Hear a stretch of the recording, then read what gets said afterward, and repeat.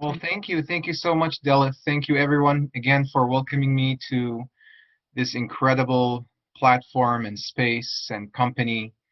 As always, to discuss, as Julia Cameron says, the way of the great creator. And that book is an amazing book. That book is like the constitution for creative artists. And when you see how many people, how many artists have been influenced, and everybody from Martin Scorsese to Elizabeth Gilbert to even dear friends of mine who are not outwardly what society would deem as artists, but they're preachers and so on and so forth. They deal with their congregation through this lens of the idea of what Julia Cameron sets out in that book. And I actually have a copy here somewhere.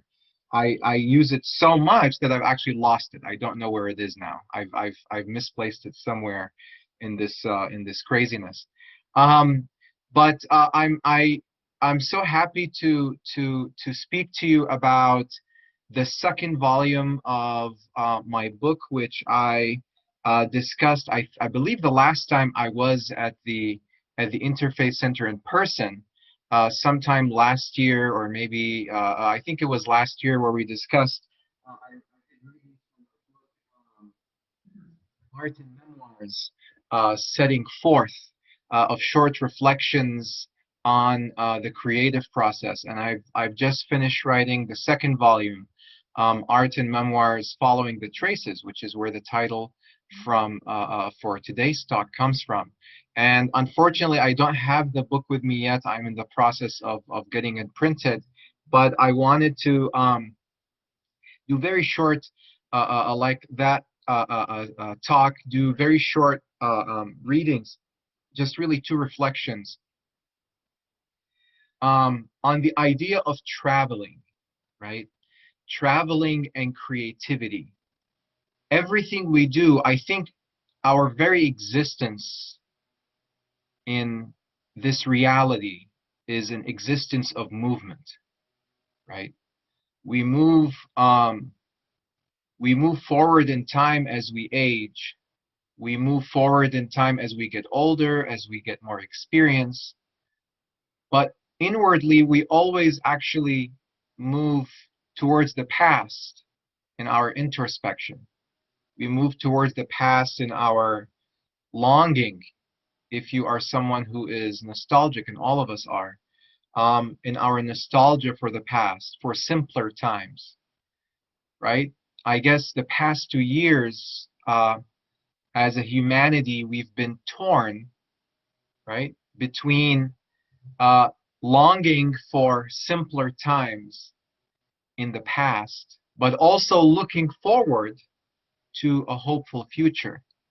And isn't it wonderful that the way we explain our hope for this future is we use the word, I've heard a lot of people say this, a return to normalcy, right? But it's in the future, but we describe it as a return, right? Which is going to the past.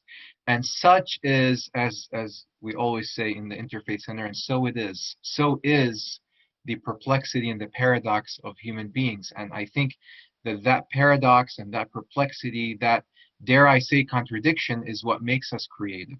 So I wanted to read my first reflection. This is called Movement in All Things. Movement in all things. Movement is a sign of life. That is why it is inseparable from symphonies.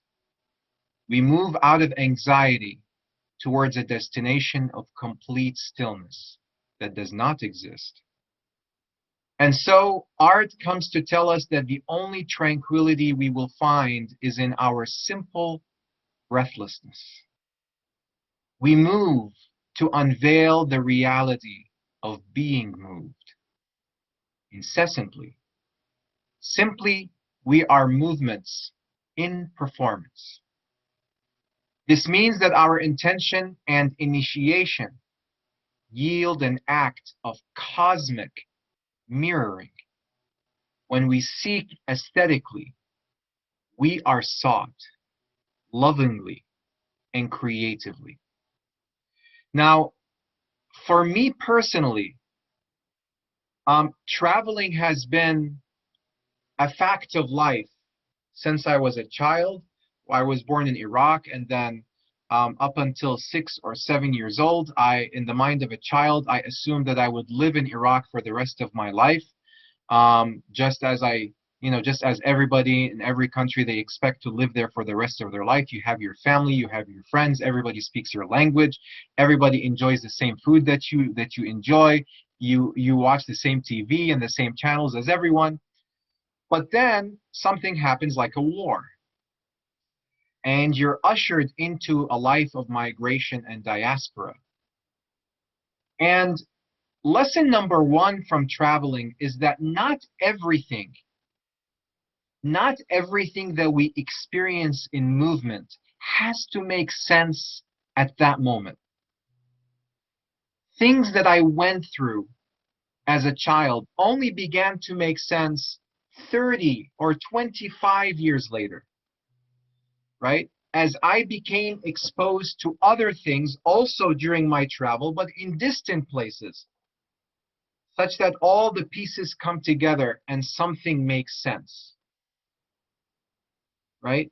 And perhaps, again, to use Julia Cameron's terms, perhaps this is the way the great creator lets us know that we are colors on his canvas, or we are parts of his symphony, or we are verses in his poem. But it's being written in its own way. It's never written linearly. If you've ever done art, you know that it never proceeds linearly. Some people begin working on something, like a poem or a painting or a piece of music, and they'll leave it for years. And then in the meantime, they'll do something else. They might not produce anything, or they might do like 20 different albums or 20 different paintings or 20 different poems and finish them completely before returning to that thing they began 20 years ago. And it is not a coincidence that the procession, the symphony, went through these stages, because all of these other works, all of this other creativity that was taking place in the meantime between the beginning and the end was actually part of that one symphony that began 20 years ago, and then you finished it 20 years later, even though it is not obvious, even though it is not apparent. Right? So I never understood the trauma of war. I never understood, for example, the wisdom behind, or the wisdom behind the idea that, American warplanes that would bomb my country, Iraq, as I was a 6-year-old child, belonged to a country that would later welcome me as an immigrant. And on top of all of that, that in that country that I would later migrate to, it is there that I discover my artistry. It is there that I discover my faith. And so it's like it's a multiple paradox. You need to experience something that will only make sense much later on in life, and that very thing that you're trying to understand itself will cause something to happen for you to understand it.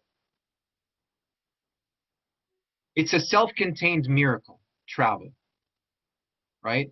One of the amazing things in the Sufi tradition is that, the one of the names, one of the titles given to Jesus, the Messiah, in Arabic, which is very close, of course, because Hebrew and Arabic are cousin languages.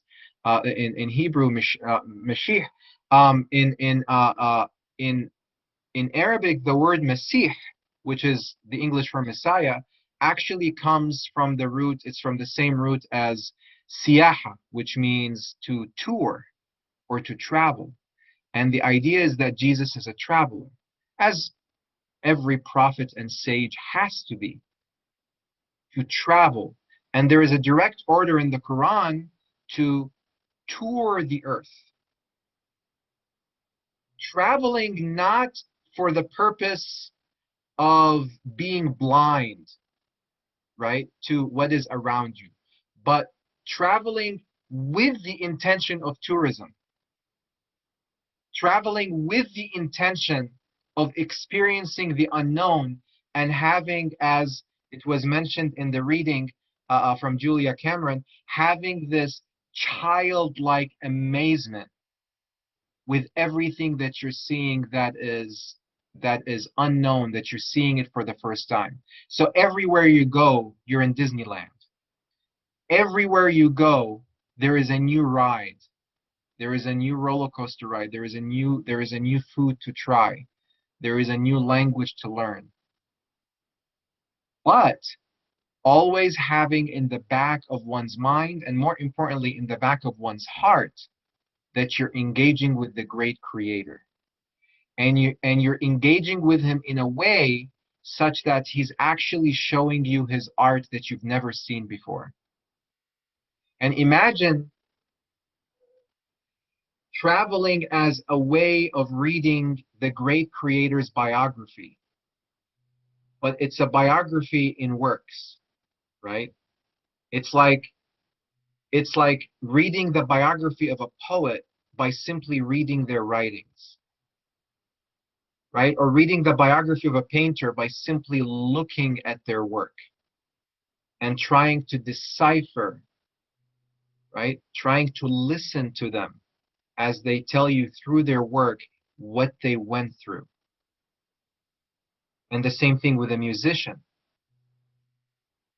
right? I remember in the movie Immortal Beloved, the story of Beethoven, and there is a scene where they're performing one of his pieces, and he comes in, and there is a guy who's there to study Beethoven, and he comes, and Beethoven comes in. Of course, he can't hear, and he says, "What is the power of music?"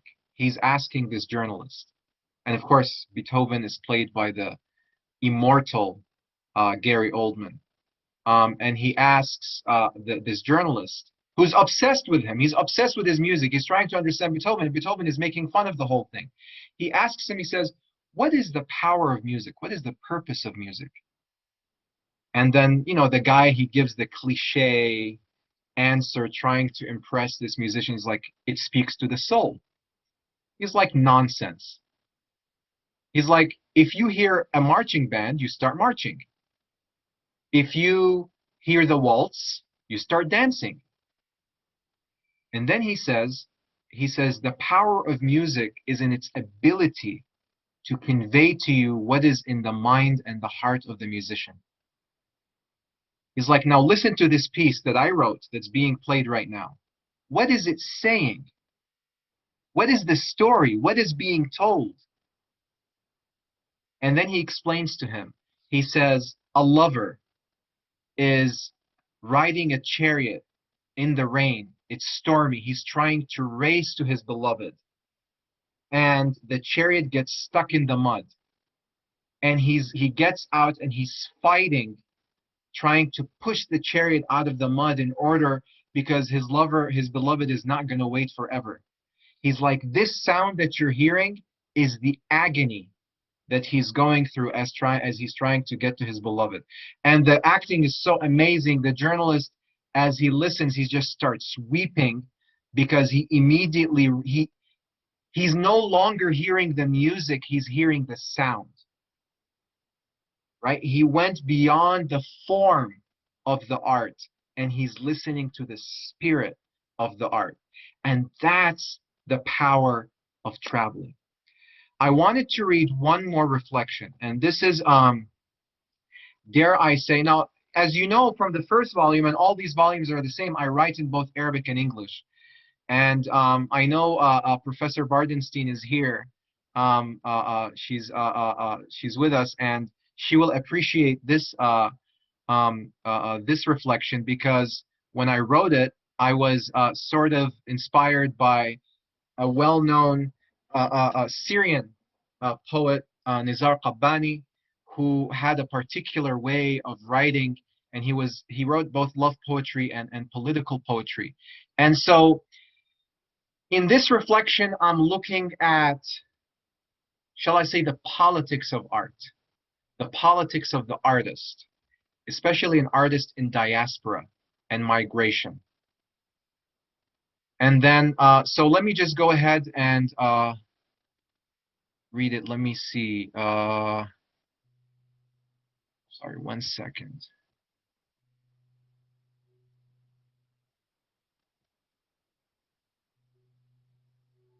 There we go. So this one is called A Bag Searching for Identity.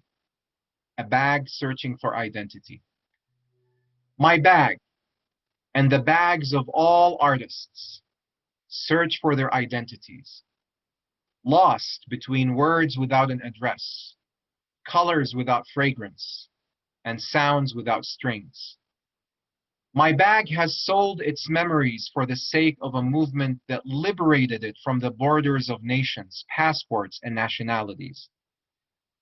My bag and the bags of all artists testify to prove their humanity in every breath and signature.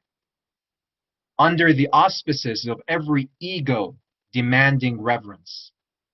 My bag is ordered to prove its own life in every moment during which creativity dies, in the prison of laws and princes. My bag and the bags of all artists have a color that is convicted by the justice of governments.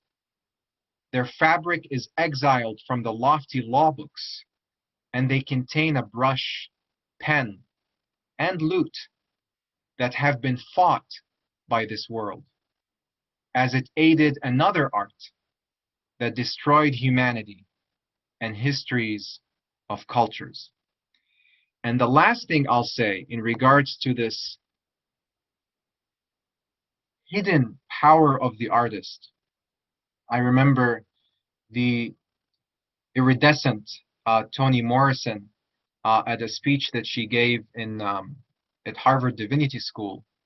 She said, the one advice I can give, especially young Black youth, is to tell your story, because that's the one thing they can't take away from you, right, is your story. And the power of the artist, you know how we have Doctors Without Borders? Every artist is without borders. And I think that that's a transcendent phase that an artist aims for. But it's not only because we aim to be liberated from expectations, but it's also because by being free of being chained and imprisoned by a particular place or by a particular ethnicity or by a particular group's expectation, we are actually citizens of the world. We are citizens of every place. We belong to every place, right? We speak to every place. We recognize the different paths up the mountain, but we also see things from the summit, from the peak. This is why someone like Gibran speaks so close to the heart, because he's a traveler. He's someone who not only traveled physically from Lebanon to Boston to New York to Paris, but he's someone who also traveled spiritually and linguistically from Arabic to English, there and back again, right? He traveled religiously from being a Maronite Christian to embracing and loving the Sufi tradition and pretty much every other ism in that great romantic period during which he lived. So the artist is a traveler. And I believe that every soul is creative. And the ones who become aware of that and take that extra step, we call ourselves artists. And every artist travels, whether we like it or not. But sometimes we have to focus on which aspects of traveling we're not doing that we need. And so some of us, we travel physically all the time, road trip after road trip, but we don't give ourselves time to do that inner travel, that inner introspection. And by keeping one foot in the familiar and one foot in the unknown, we give birth to that creative tension out of which our inspiration and the next work of art comes. And so as we're moving in space across languages, places, cuisines, whatever it is, we are stepping into the unknown if we keep the other foot longing for home, right? Longing for a place of familiarity.